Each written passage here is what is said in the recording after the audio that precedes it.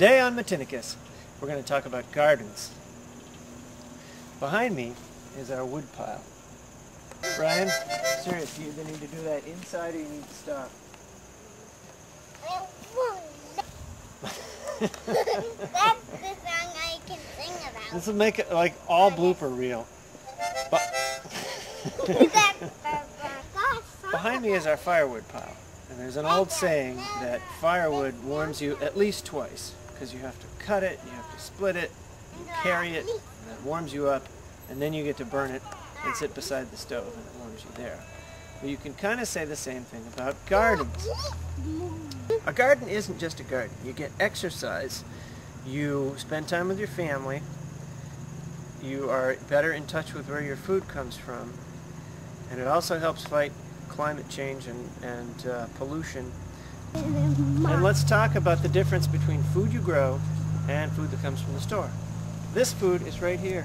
This is our bottomless, all-you-can-eat salad bar.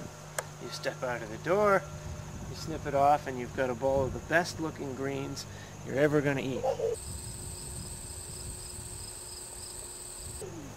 Salad in the store has to be packaged in plastic, has to be refrigerated. We burn fossil fuels to refrigerate it. It has to be transported. We burn fossil fuels to transport our food. We use pesticides to keep down pests. We use chemical fertilizers to grow the food.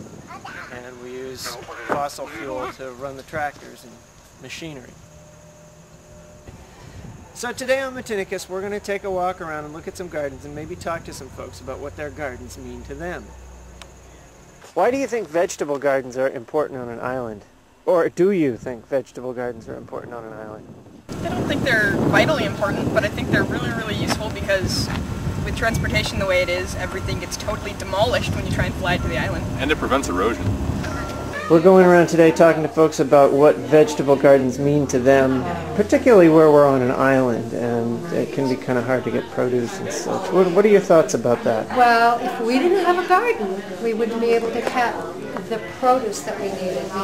We try to grow organically, and lettuce and all the root and vegetables grow beautifully here. Tomatoes, it's a little difficult to grow, but you can do it if you really want to. We make sure we use composted cow manure and our own compost from our vegetables that we grow. And they're delicious and fresh, and you know that when you come to the island you always can have a lovely salad or maybe some beets that you've grown with the greens on top. And as the season goes by, August and September, even into November, you can harvest the vegetables you're growing. It's been the best. This year it's been everything. Oh, really? We really have had a really good year for everything, and I'm not really sure why, except we've been really being careful about the watering. And you're off the grid, so you have your own, you don't really have like a well with a big pump or a hose? No, it's a hand pump. You have to, if the water runs, if you pump it, it will run. So you have to water the garden by buckets. Yeah. What kind of stuff do you mix in there? Usually just pick up some manure, dry manure in the spring, mix that in.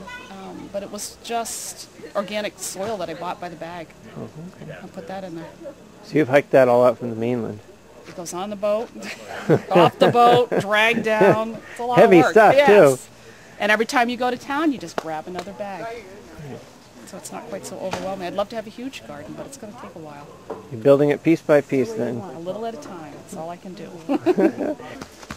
It wasn't possible to grow a lovely garden and have the bakery. I just don't have time for it. So I planted the whole thing to garlic. So I have a big, garlic farm. I don't like it. And what I've learned about gardening on Matinicus is the following. There's no point in starting early. The whole thing is going to be about 6 weeks later than on the mainland. Well, that's what I thought till this year with the garlic, and it's all earlier than I thought. So no.